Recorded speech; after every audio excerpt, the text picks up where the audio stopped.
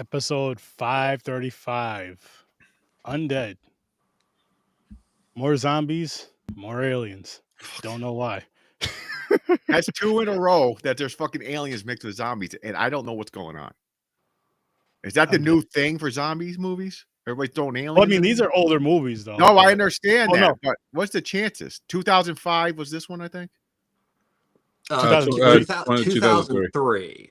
It came out. Okay, so so you mentioned the alien aspect of the past two films, and I hope Mick agrees with me on this, and it comes back yet to my dislike of the Festival of the Living Dead. So this was filmed by the same people who brought us Daybreakers and Jigsaw. I mean, these are actually really good directors, and they ended up making a movie that is okay. So the directors themselves, this is what they like to say, is they wanted to start or have made a full-length film by the age of 25. On their birthday was actually the first day of shooting of this film. Now, this is a film that I love because it still shows how the DIY indie movement that really came from, the kids from the 1980s, and how the 1990s was still this area in which you were using the old ways, but the new ways were coming, and it wasn't, at this point. So this film, for me, watching it several times over the years, including when it first came out, it's a movie I love, but to me, I love it because it has a DIY aesthetic. I mean, it's shot on 16 millimeter, which at that time period, it's only a couple more years that films are, shot digitally. So. Yeah. I already have my damn rating, to be honest with you guys. Okay. Oh boy. But, I didn't pick a good one for Sturdy Bird. I gave it a 3.5. I like this one a little bit more than last week's because it did have more of a horror element, more blood and guts, which was always fun. Yeah. But overall, I didn't really care I didn't care for the story. I didn't really care for the movie too much. And again, I wish there was like more zombie action in it. Listen, I realized picking this movie that if you didn't like it, you're dead to me. No, I know what this movie was when I chose it. I wanted something. Honestly, it's kind of ironic that we both picked zombie alien movies, because I picked this for the fact that it is a zombie alien movie. I thought it would be so different. It didn't. Thank you, James. But I thought it would be so different, and like you guys might like that idea of the change, because I do not by any means think this is like one of the greatest zombie movies ever made. If I was going that route, I would have put Anna and Apocalypse on there. But that's a really good movie. That's such a great fucking movie. I will, before we're right now kind of going back and forth, The Dead Don't Die. And I hope, Mick, you agree with this, is that it should be the dead. difference. Well, yeah, the difference between The Dead Don't Die and Undead is The Dead Don't Die were a whole bunch of people who know what they're doing that fucked up. Yes, I enjoy the film, but they just wanked off. This is people over 3 years, literally putting their heart and soul into, like, what they wanted was to make a B movie 1950s into 1960s esque comedy. Yeah. And, these people had no idea what they were doing. There is a short from 1996, which is actually really competent, but they didn't. Everybody there was throwing in what they could. And that makes it that much more fun. Dead Don't Die. There's Jim Jarmusch, and we should never. There's no excuse. I still love my Jarmusch, but there was no excuse for the lackadaisical element of that movie. Where this movie, Aliens, it's a great concept. You're going with a movie that, I mean, you literally could go through and pull the references out for the entire film. but it did it in this way that was kind of this playful way of like, ooh, winch, winch, nug, nug, what the hell that is. But like Independence Day, 1996, we really love that movie, Yeah, I really enjoyed this based on literally the opposite reason that I didn't like Dead Don't Die. So I think this is a successful zombie film with aliens. Yeah. Okay. Honestly, well, first off, Jim Jarmusch, the man, like his equivalent to, like, let's say a movie character is Voldemort. A, because we shouldn't say his name. B, because like as a villain comparatively to a lot of villains in epic movies like that, it's just kind of lame. So I think Jim Jarmusch and Voldemort no, I'm just kidding. I'm picking on you, Trevor. I'm sorry. I know. I love my Jarmusch, but I also see where you do understand I'm trying to get sturdy to ratings by I understand. And I love back and forth. By Ricky Laking this situation. Ricky Laking. Lives in that warehouse zone. It's like Bellatar. Either you like them or you don't. And there's no in between, and that's fine. And you know what though? It's the funny thing is, like, when it comes to directors like that who are very quirky and specific, I at least respect that of them. Like, it's either you like them or you don't. You make that, there's that hard line. You're that type of artist, and I like that. So, yeah. So, but coming back to Undead though, that's why I chose this. And actually, I have a personal connection to this movie. I remember when this was came out in 2003 early. But it was being talked about for years before over in Australia or New Zealand, wherever it was. It was Australian. Yeah. Australian. And so it was being talked about for a while, and it didn't come over here. Like, it came out in 2003 in film festivals. It didn't come over here till 2004. I had to go to Chiller Theater Convention and find a bootlegger to get this movie. That's a very similar situation. Now, recently, although the fact that it's available on streaming, Umbrella, which is a really, really cool boutique label, if you're a movie fan out of Australia, released a 20th anniversary of this film. And it was one of those releases that I remember, like you, Mick, it was, I remember having the Fangoria magazines and all this stuff, like, oh yeah, it's a zombie film coming out of that area where Dead Alive came out of. Yeah. So I remember all that. And, looking and being able to hear the director and the cinematographer talk, the biggest curse and best thing that ever happened to them was being picked up by TriStar.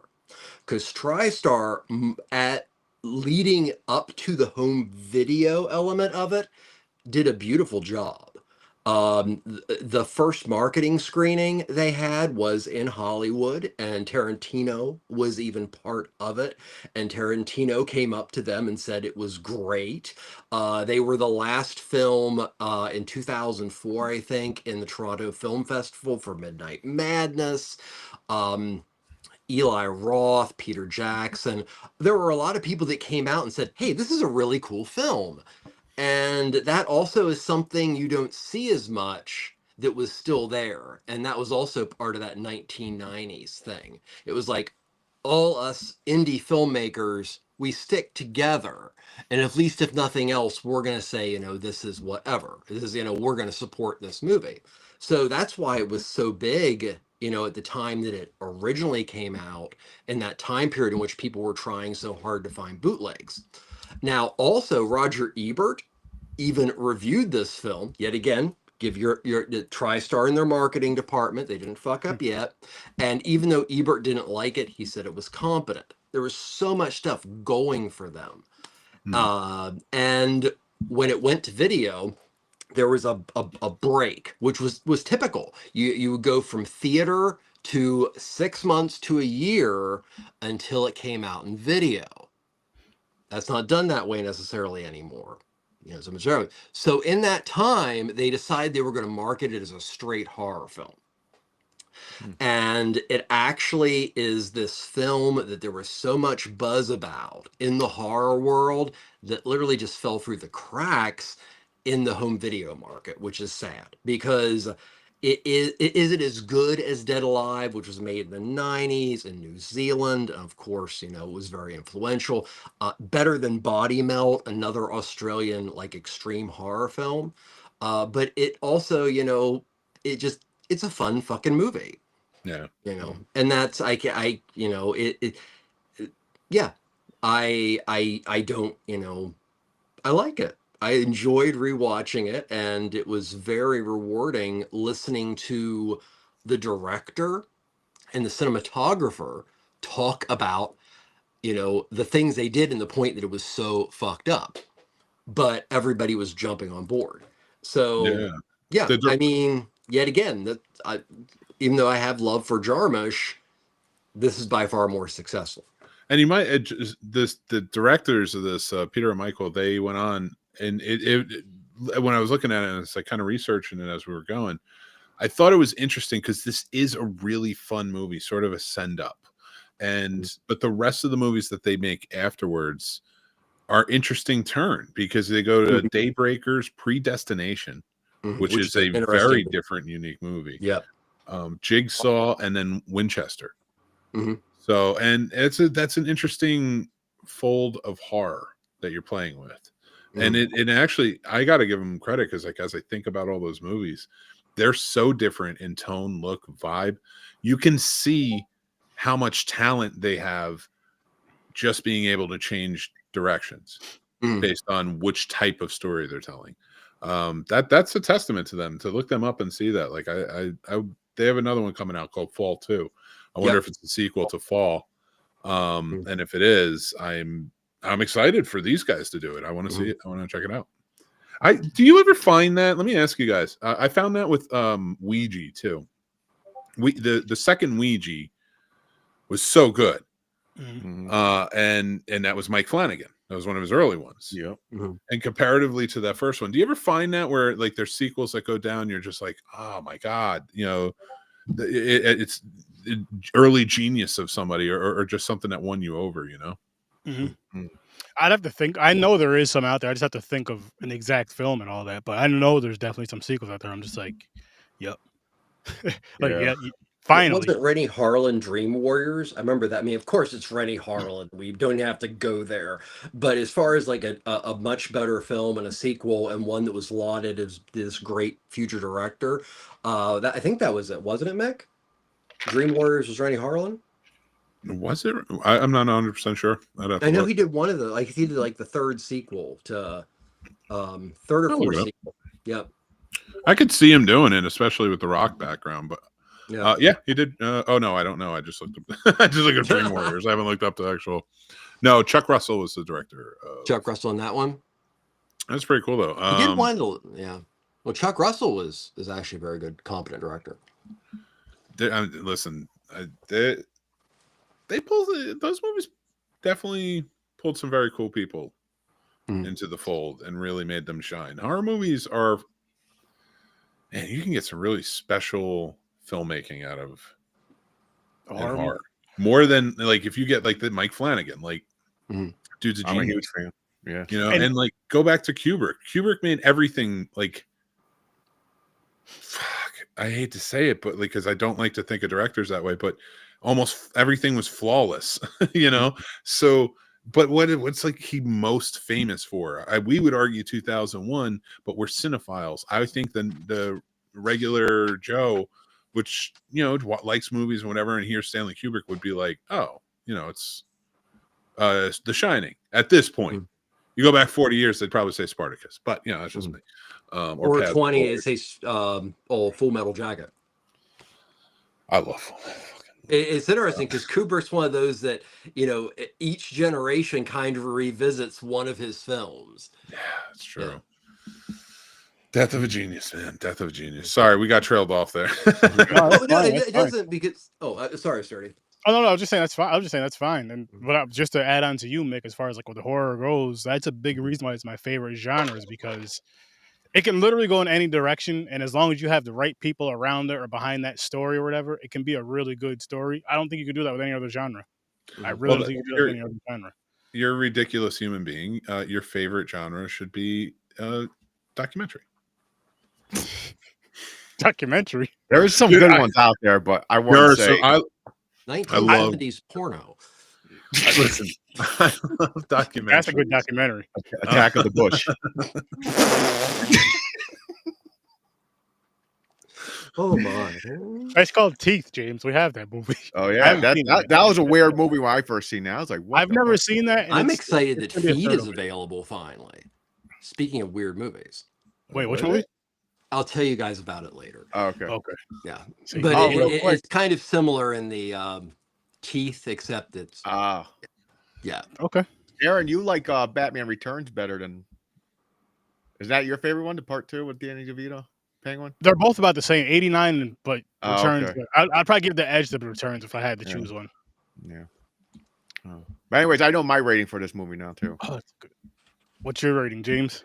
I'm going to give this. It was just okay for me, but it wasn't horrible. So I'm going to go down the middle and go 5.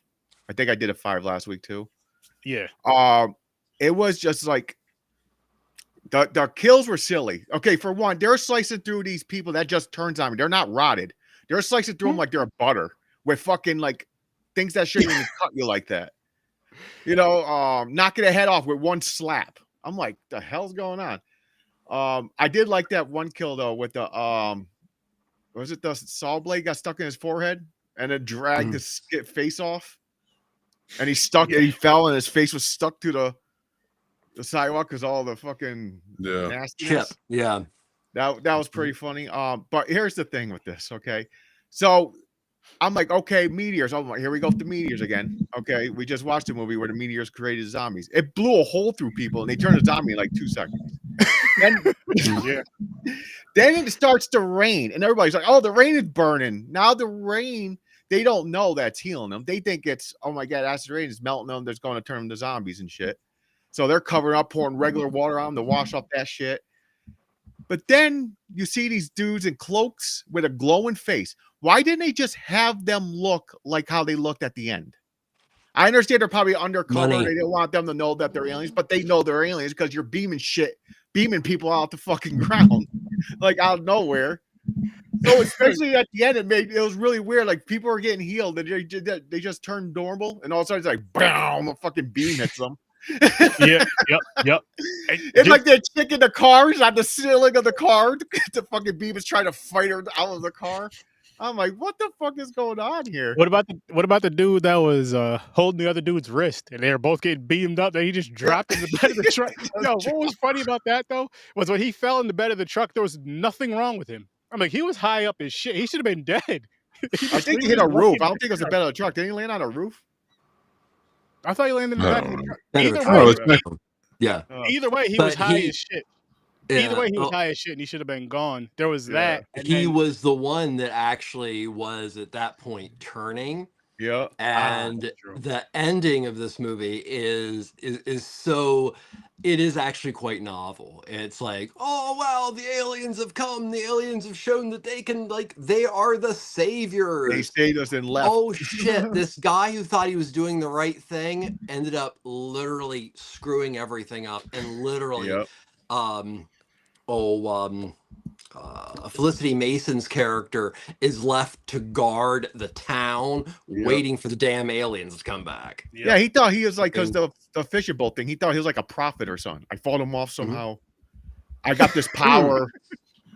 You got the power too, he says to her. I'm like, the fuck are you Mungo talking about? McKay, yeah. What power? You're going around with two. Okay, it's pretty cool that you shot those spring action fucking guns from your back over your head and catching them and shooting people. Listen, You it's are a called fisherman. four spring action. Oh, 4 spring action. You're right. You're a fisherman. Where the hell? Since when you become like fucking a fucking like a martial arts superhero? Fucking like John Wick shit. Like the Because fuck he is was At what abducted. point do you put a chainsaw on your hand that there isn't one? Well, he was I he was mean- abducted, so I could see him becoming and plus he lives in the outback. All right, let's Yeah, that's true. everyone like they may not have guns out in Australia, but they do. Yeah. Well, they do. They have shotguns. yeah. They're allowed to have shotguns. Yeah. Oh, that I did shotgun was like pretty badass though. Yeah. Was it 3 or 4 of them hooked together? 4 of them put together pretty That much. was pretty That cool. was cool. Pretty- And that was cool. And then I like the it was I found it funny too earlier in the movie where they get out of the garage and he just hits Mhm. those like 3 or 4 zombies. It looks like he barely even touches them. They just explode. There's blood all Exactly. over That's what I'm getting at. I'm like, okay, maybe he does have a superpower. He's just like, yo, Superman. it He's was just punching holes through people. It was like this. The garage door goes up. He just drove. They're standing there. He didn't floor it. He just boop, boom, blood everywhere. Whoa. Windshield's covered in blood. That's just It's cleaning it crazy. off. Nobody I'm is mentioning the zombie fish. Oh, the The zombie zombie attacked fish. him, yeah. This is yeah. I mean, and you gotta love a movie that does something like that. And the first thing that you think is, wait, Marion, you were bit by zombie fish. Mhm. Why aren't you a fucking zombie? Mhm. Oh my god, it did explain. And how does you know, a dead fish just fly at them? Like what the Oh. fuck? They're not flying. What the fuck? They don't have wings. How the hell they get off? Mm. I understand I- flopping around, but they're like, bah! Like someone threw them at them. I'm going to tell you something right now. I've been on the show quite a bit. That means I've watched some shit. Yeah, it's true. It's true. So you're going to give me shit for a comedy having a flying zombie fish? no, Listen. I'll just say it's funny because of it. I'm like, what the fuck? I was like, is that a flying? How the fuck are they flying at them? And you've I been like on the show a lot longer. So what are you talking? Huh? I'm still wanting to convince these guys that it's actually really cool. Yeah. But I don't know if I- we'll be able to do that. No, I don't have nothing. I don't have nothing against it. It was just so weird to me. I didn't expect it. I'm like, why are these fishes flying at him? then he has this fucking like a hook thing for a fishing pole. It's like it's Lucky Charm or something. Motherfuckers just can't. Mhm. They keep showing it, and I still the don't lure? understand about it. MacGuffin. I'm like, the fuck is going on with that? It's Undead's MacGuffin. Yeah. That's all it is. But other than that, Not the meant to movie's be the not main thing. horrible. The Yeah. movie's not horrible. It reminded me of something like of course we've seen movies like that before where they thought they're safe, but then there's one zombie that gets loose. Yeah. That happens a lot, but you know, you got to make it so you can set up for zombies are taking over the world type shit. You can make a part 2 if you wanted to. But it's just how they mixed. I honestly last week and this week, I think it was last week with the alien again, right? Yep. Aliens. Yep. Because I was the dead. I watched a lot of zombie movies. Lot. I never seen zombies and aliens mixed. And what's the chances of those 2 in a fucking row? back to back How the weeks. fuck is going on? So, It's yeah, just I'm a with you weird on that. concept. I never thought of that. So I seen cowboys versus aliens or whatever. I'm like, what the fuck is this? At least it's a human on a horse fighting aliens or some shit. But I'm like, you're putting aliens in zombie movies? The fuck is going on? And I'm with you too, James, with the whole like, what are the chances of it being back to back weeks? Because it's not like we picked them back to back weeks. I mean, as far as we had a little wheel spin or whatever for both of these. I'm like, back to back weeks, we literally got zombies and aliens. Indulge and me. UFO. Indulge me for a moment. I want to check the Horror We're So Sturdy podcast episode reviews for myself because I'm taking offense here and I'm bringing it with me. Let's see, what have we done on the show? So we've done The Dead Don't Die. We've talked about that with Jim Jarmusch. So don't you dare complain about Undead. Listen. Well, you weren't awake for zombies, so I'm not going to argue that. Festival of the Living Dead was one of the best movies of all time, so I get it. Of all time. Oh, we kicked it off with Outside. That was an awesome zombie movie. That was Okay, that was that was not just a good zombie movie. That was a fucking wonderful existential film about abuse. So, it wasn't even, in my opinion, a zombie film. That is true. Yeah, so we went out the gate. Like, but the funny thing is, it was like kind of like sledding down a hill. Like we started up here, and then it's just been a decline. And then I feel like with last week's movie and this week's movie, I like this one a little bit more. It's like when you're going down the hill and you hit that like little slope, that little bump, and go down. Knowing the film that we're going to talk about, I have safe to say that it is going to do that. So I was looking at the Sir Sturdy episodes. And I was like, what am I? And I was like, oh shit. Man, since Trevor and I joined the show, they watch a lot more good shit. Yeah, because Trevor's been like when he first joined, we're like, yo, Trevor, because you got this weird fucking category of movies we never seen. We're like, give us some, and they were awesome. So we had a good streak of a lot of good movies. Let's go, and then we had to. But then, it's gonna be all over the place. You get me involved picking a movie and someone else picking them. That's what happens. That's what happens. I pick something I've never seen. I look at the cover. I go, what's this about? I go, okay, let's put it on there. I don't do research of like if it was fucking award winning or anything, or people are saying it's trash. I just put it on there. Then, oops, my bad. You guys got a shitty movie because of me. My oopsie. Listen, and but the thing is, though, I don't. A lot of us shop for records that way for new music, so And those are movies you don't want to skip over either, before streaming. You know what I mean? Like, I know there's a lot of people and a lot of shows out there that like to just touch on the good ones. I'm like, nah, fuck that. That's boring. No, I'd be bored. As crazy as this sounds, on this podcast, if I'm only reviewing and watching good movies, I'm gonna get fucking bored and mad. Like, nah, fuck this. It's time to put some bullshit on here now, because it's just, you find gems when you watch when you watch movies like this. You do find some gems to where I know you guys like this movie more than I do, but you find these gems to where you're like, oh shit, like Helen Keller versus the Night Wolves. That shit was so. If we just watched theatrical releases and big name movies, we would have never ever I would have never heard of it. Yeah. No. A blast. No. Shut this down. That's not what I'm saying. It is every American's God-given right, and I'm saying this as your duly elected movie president. It is every American's God-given right to watch whatever the fuck they want to watch. I agree. As long as it is not lewd or involve children in any way. Because even child actors like in Goonies suck. No, I'm just, no, I like there's a whole genre of film there. No, I'm just kidding. I'm kidding. Yeah. No.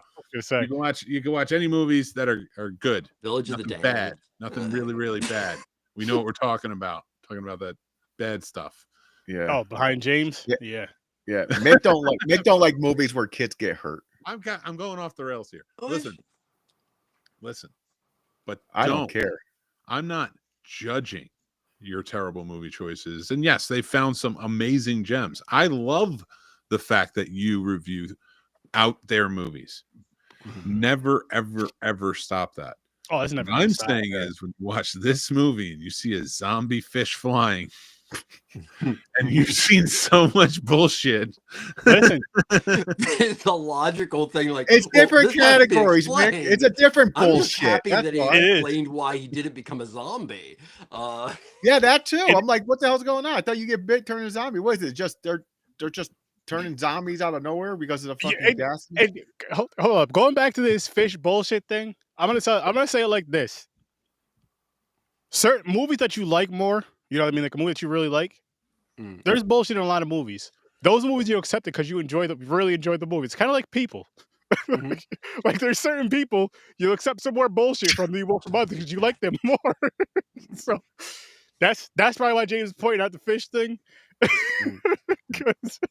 Joy said he'll eat a zombie catfish. See? Yes, I saw that. Because going back to the Helen Keller movie, there was a lot of crazy bullshit in that movie, but we all had a wonderful time, loved it. Trevor, I recommend that movie for you. Helen Keller versus I watched it. What did you think? I forget a lot of it. See, I just thought it was so silly for the first 15 minutes. Oh man, no. You know what it is, Troy? I watched the rest of it, and it just didn't resonate with me. It's funny all the way through. That type of movie when they're getting attacked by the wolves, and you can see the fucking paws with the sticks. People are like that movie there. I'll say, Trevor and Troy, if you're listening, and whoever else is listening, Helen Keller versus the Night Wolves is definitely a movie you want to watch with people with a sense of humor. It's like if you watch it alone, wonderfully offensive. Yes, and it knew it, and it played that card very well. So I can't say horrible things about it, but honestly, I don't remember that much about the film minus that and being like, oh, these guys have, or guys, gals, or whatever, have balls. Well, I mean, You know, I'll say this. I'm gonna do another watch party for that one of these days, and it'll be earlier, like on a Saturday or something, whatever. It'll be one of these days where we can all get in there and watch it together because it is funny. Bring your weed. Definitely funny with people. Yeah, I mean, I watched it It's, alone. I was laughing my it's- ass off. As a matter of fact, it is just so out there. so bring really your quick with this succulents. movie, You know. I watched that movie. I watched the movie. Me and James reviewed it on here a couple years ago or whatever, right? And then as we're talking about it, my brother hops in the comments and he was like, I gotta see this. And I'm like, yo, I'm about to order this movie for you right now. I went right on to Amazon, I found it, ordered it, sent it to him. It took like a month to get to him. Both of us forgot. He was like, what the hell is this? But after he watched that movie, he was like, yo, this is my shit. I want to review this. So we did it on Sterno Vision, and we had like 7 or 8 of us that night to do the watch party and the review. And Oh my god, Trevor, it was hilarious. It's one of it's one of those things where when you're watching something funny, it's a lot funnier when you're watching it amongst like-minded people. Oh that yeah, laugh at the silly shit. That's definitely one of those. That's a watch party movie in its fullest. I highly recommend that for anybody who has a sense of humor and will watch those silly ass horror movies, because that is my shit. Oh my god. And they made that movie. They knew what they're doing. They're Oh, like, yeah. "Yo, let's Oh, yeah. make this silly as shit. Check this out." But And that's what I just kept- respect about it, is that Yeah. when movies know their limits or know that like what they can do, and they just do that, and if it works, sometimes they do whatever they can do and it don't work. Like this, it was okay at best for me. Going back to this Undead movie, it was okay at best. It just, I don't know what it was that didn't really click with me, but hopefully, which Okay. before I get Another different style version of a fucking zombie movie I've never seen before. yeah, Like speaking how they turn zombies and healing them and Mm. shit. It's the first time there's a cure. I think. Rain. Was there other movies that there's a cure? I can't remember. I'm sure there was. I can't think of any off the Was top of my there head. an alien cure? No, I don't know. No. No, not an alien cure. No, not Rain. Alien. I'm just saying a cure. Oh, period. wait. Not technically aliens, but technically 3 of the movies this month involve space in some way, because Festival of the Living Dead incorporated the meteorite. Yeah. Yeah. And that one chick getting beamed up. Oh, She wanted to Tilda go home. She Swinton. said, "I'm out of here." Space, the final frontier, man. Yeah. Yeah. Thank you. So really quick before we discuss this more, and before I show you guys what next week's movie is, boom, That's not doing next it again. week. No, next week's no. I'm talking about next week's movie. I'll show next week's movie poster next. Oh, Doing it again. Right. Casters for a cause, people. yep. Brought to you by the Scene Snobs. It's gonna be wild. It's gonna be a gonna fun time. I really want to do something with this. Well, yeah, I got space for you. Yeah, I'll be talking to you about multiple things, but yeah, definitely want to do something with this. Hell yes. Yeah, so just to give the rundown, if you don't mind. Of course. Dirty Bird. If you could leave it up, just so anybody yeah. who's still looking. Guys, we do this thing called Cast for a Cause. Sometimes we do script reads, but most of the time we do these things I like to call fun-dathons. And that's it's just to kind of bring some fun, bring casters together to talk about whatever we do in normal shows, but we're all raising money for good causes. And right now, California needs help. It is on fire. It's tough. Please, I don't. This isn't anything political, anything like that. We're going to be giving to the American Red Cross, which they're giving towards LA wildfires. The GoFundMe link is live. You can donate at any time. Please watch us that day, though. It's February 1st, starting at 3 p.m., hosted by Sturdy and I. All these fine gentlemen and many, many, many more people are going to join in. We'd love to have you. Let's talk about it. Let's help out. Let's do everything we can. That's what it's all about. So, that's coming up. Hopefully you guys can be a part of that. Hell yeah. And listen, it's going to be a great time. Like he said, there's from 3 p.m. to 1 a.m. And then with Sterno Vision. So, it's going to be something crazy, something weird, something fun, as always. And kicking it off with the Scene Snobs, there's a whole lineup of us just having a good time. And most importantly, trying to raise money for the LA fires and people that really, really, really need it. And now's the time to help. Now's the time to start helping. So let's get it done. Let's help. if you can get Dan and Tim on, I say for Sturdovision, we all put on our onesies as a tribute to the final onesies, which was a very short-lived horror podcast that Dan and I and a few others hosted, where we all just wore onesies and talked about horror. Wow. Listen, you guys know I already will. I wore my shit like the past couple of weeks. I was like, listen, I'm gonna throw this Friday the 13th onesie on. I got a Ninja Turtles one too, Raphael. So I'm down. I had to get I'm one. down. I never in my life thought to get a onesie. They're comfortable, man. I want Trevor to get a onesie of exactly what he's wearing. That'd be Maybe able to crazy. find that on Temu. That'd be amazing. That would be awesome. That was It's like he still looks the same. But like he just zips it up. Yep, now just kicks his feet up. He's like, I'm going to bed, guys, right after this. And like he doesn't have the hat on, but then he flips the hood up and it's got the brimmed hat. Oh, that would be awesome. You and Heisenberg are the only two I know that can pull off that hat. Oh, well, thank you. Hey, he looks good in it. It was a good look. I can't pull off that hat. A Jimmy Walker onesie. A Jimmy Walker onesie. Yes. Dynamite. That would be Oh dynamite. my God. That was on the other day. I put that on the other day and I had no problems. That was my chill day. I was like, you guys are going to watch some old school. There you go. J.J. Walker was awesome. I did not put on, like most people put on Brady Bunch. I was like, that was good times, man. And then next more week, fun for me. boom. Yay! Episode 536. So yeah, we're Is this a love story? No. Okay. No. We're, It is a very, very well-made film from, I think, around 43. I'm not 100% certain, but it also frames the zombie in nothing that we've touched. So it frames the zombie in the traditional Haitian Caribbean style. Oh, the voodoo style, right? Voodoo style, yes. Awesome. Okay. I'm into it because I was thinking about watching Serpent from the Rainbow because I had just watched Great film. Live and Let Die. Mm-hmm. Super racial. But if you think about it from a 70s standpoint, you're like, okay. I guess it's okay. That's the best more. That is the best more Bond, in my opinion. It's definitely the best theme song. When you talk about Live and Let Die, I want to be there.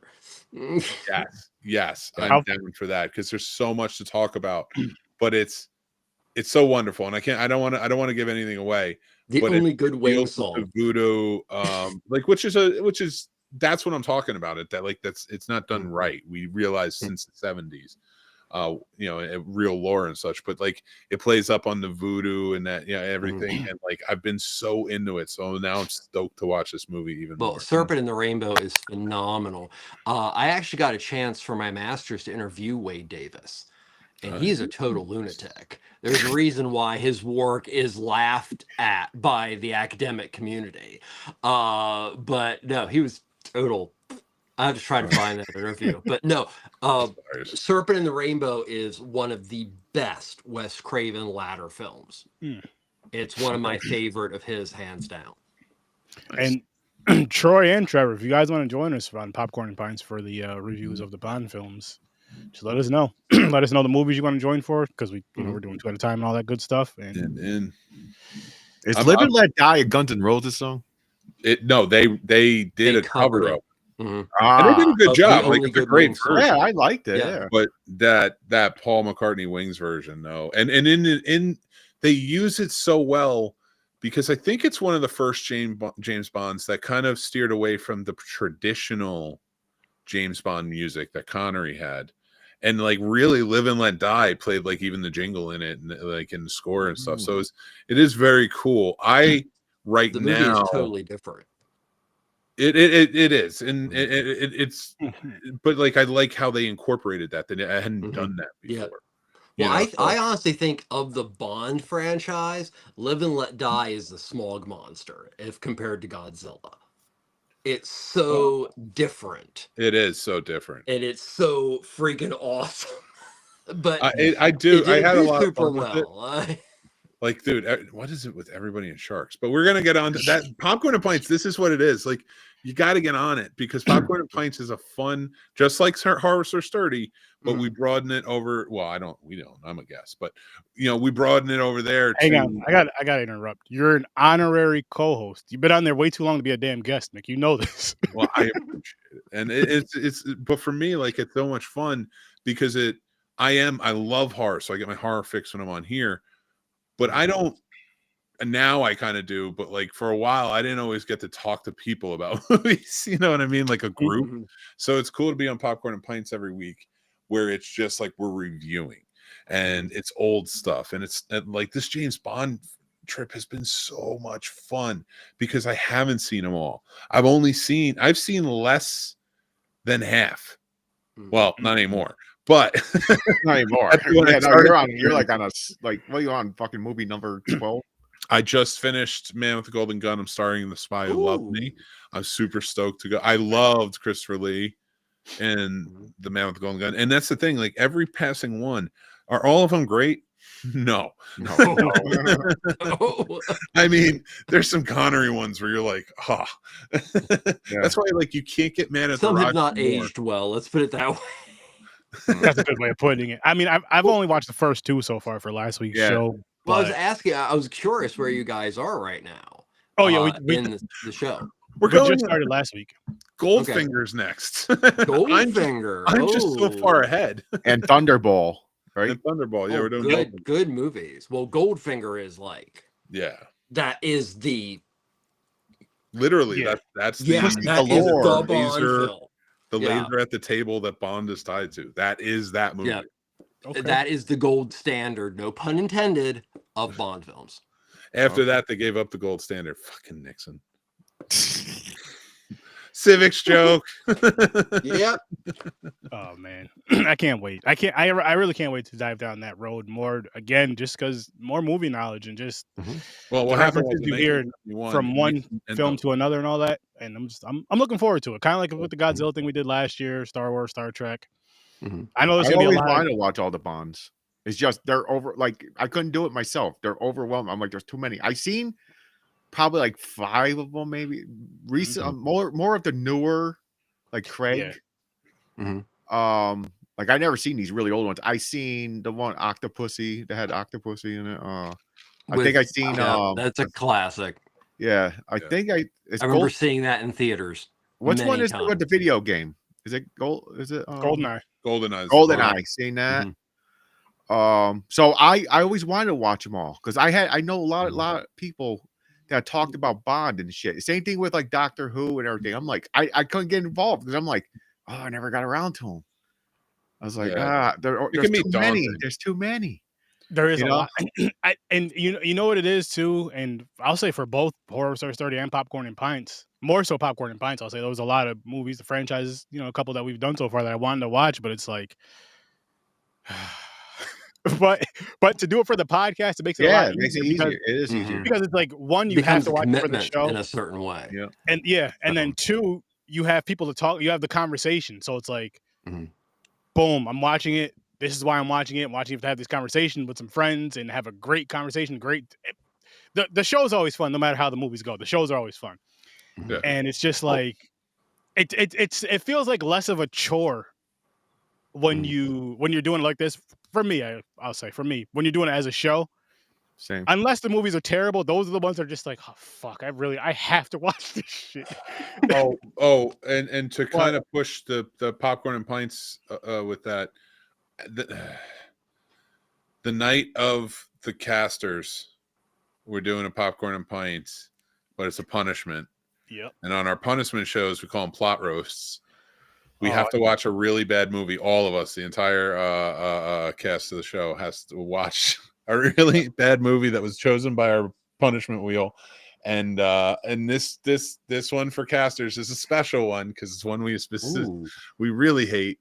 And that is The English Patient. So we get to roast that movie and then roast Chris for not being there. Yeah.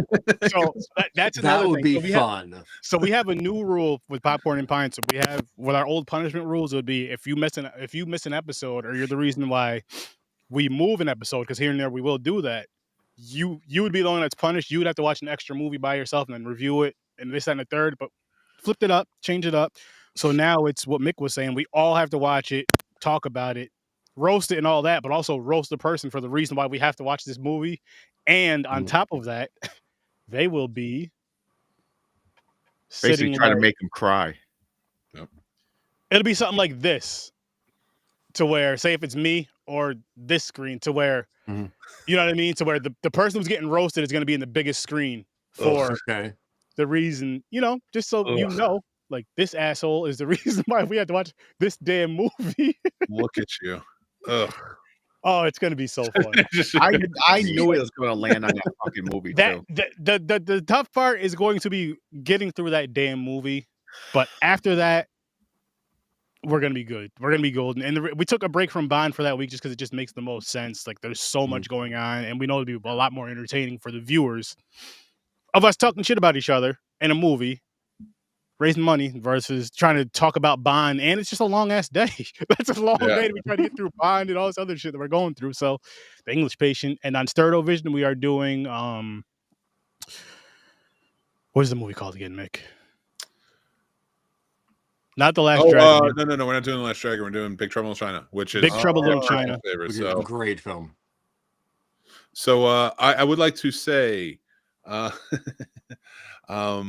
congratulations to Sahara Podcast. I don't have an affinity for the Academy Awards, but thankfully maybe they are seeing the error of their past ways. Nosferatu has seen a lot of not important ones, as she should, but has seen a lot of love and The Substance. So The Substance is even up for Best Picture. So yeah, that's for a place that has always like kind of shunned horror. It's very a verboten genre. You know, like science fiction was even a little bit more classic. Yeah. The Oscars have always, turned their nose at horror. But speaking of reviews, I don't. Mick, did you review Undead? What was your score? Oh, my right. Oh, I know. 6 because it has nostalgic value for getting it at the thing. But yeah, for the most part, it is not a great movie, but it's a mid. Yeah. It's a fun movie. I think people should check it out. They like zombie movies. What do you give it, Trevor? I give it a 7. And yet again, I have to point out the fact that so this is a movie that seems like it's throwing everything in the kitchen sink. Well, understand this was a movie that was in development for years by 2 people who were related and obsessed with film. And it was heavily storyboarded. It was fully scripted. The shoot was 40 days. And then over the next year and a half, 20 days, they were using a particular kind of film stock, 16 millimeter, super 16 millimeter. I don't know the exact, but it was the cheapest. But also, while they made it, and this is definitely something that I have to, the Andrew Strawhorn, I believe, was a cinematographer on this. They could not actually see the image clearly. Like there would be large white spots in the Viewmaster for this. So they would have weeklies. So when the stuff was processed and came back, a lot of the stuff had to be redone because they didn't know. Everything was done like scientifically. Like, okay, we have this done in storyboard. Technically, this should all work. And they had come up with a lot of things pertaining to how the film was going to look to get around things like they couldn't actually see what they were filming. So there was a lot of thought and a lot of DIY and a lot of like everybody in the kitchen sink doing their part to make this film happen. And it really is a labor of love, which is very much like the indie movement that spawned this film in the 1990s. So that's my pleaded argument for why Undead is a better film than The Dead Don't Die. That's fair. I do agree it's a better film, but Mm. I wasn't crazy. I wasn't crazy about either one. It's so much better than Festival of the Living Dead. Just got to say. Disagree. But that's what I love. That's what I love about this type of stuff, though, is you don't like Festival of the Living Dead at all, which I love that. I don't really care for these movies, and I like how we have different opinions on this, because it just makes the conversations more interesting, more Well, entertaining, it's more been fun. fun to not have necessarily the same opinion, but Yeah. also this particular zombie walk has been some surprise opinions. So Yeah. it's been a lot of fun. You know, whether the movies have been great or not, it's nice to have conflicting views with movie fans. It's Speaking of movies, gentlemen, I have some homework for you three gentlemen and myself. I'm not in school. February is found footage. So need one found footage movie we haven't reviewed. Oh, sweet. From each of you. Butterfly Kisses. One cut of the dead. Just send me the movie posters. I'm not going to remember this God stuff. damn. They're right off the My top of best their friend dome. made Butterfly Kisses. Awesome. Eric Christopher Myers. Nice. Yeah, when you get a chance, he died he killed himself several years ago. Oh, sorry. That's my pick. If you haven't done it yet, okay. I never watched it. No.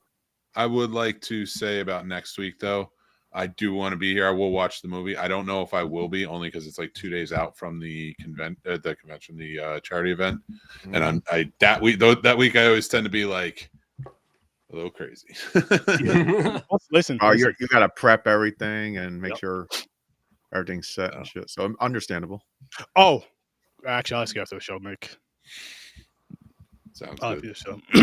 So, yeah, that's gonna be fun. Some found footage for February, and I cannot wait because I love that genre. I love that freaking genre. I'm gonna look for something tonight, tomorrow, whenever. And Cannibal Holocaust, man, where it all began. I'm not coming that way. I love. We already did it. In my top 20 of all time. That movie was crazy. It was wild. It was wild. It was definitely different. It was definitely out there. It was one of those ones though that like I wanted to watch, but it was in the middle. And then I'm like, you know what? Fuck it. Let's just do it. Let's just do it. And we did it. Got it done. I can say I seen it. You know what I mean? Yeah. I can say I seen it. But any last thoughts on this film here? Undead? I mean, I just a special place in my heart, so I think people should check it out, but that's just me. I'm the type of person, I'll never tell you not to watch a movie. Even if I hate the movie, I'll say watch at your own risk. But I'll never tell you not to watch a movie because shit, you might watch it and love it. And who am I to say you shouldn't watch something? It's a splat stick movie, not a horror film. That's what I have to say about it. So don't enter like TriStar did for the video release with the idea it's a horror film, because it's not. And it's not what they intended to make, a horror film. No, definitely not. And that's why I'm saying, like, if you go and look at their directing credits after this, it's so different. Like, it's not a horror film, but it's like somebody who made this, you could see them going on to making like some pretty good horror films. So. That's that time period in which Ethan Hawke was really helping out a lot of indie people. Yeah, because it's weird. You go back to that, and it's I think even Linkletter was one of those that Ethan Hawke would be like, hey, just use my name, I'll do it. I love your stuff.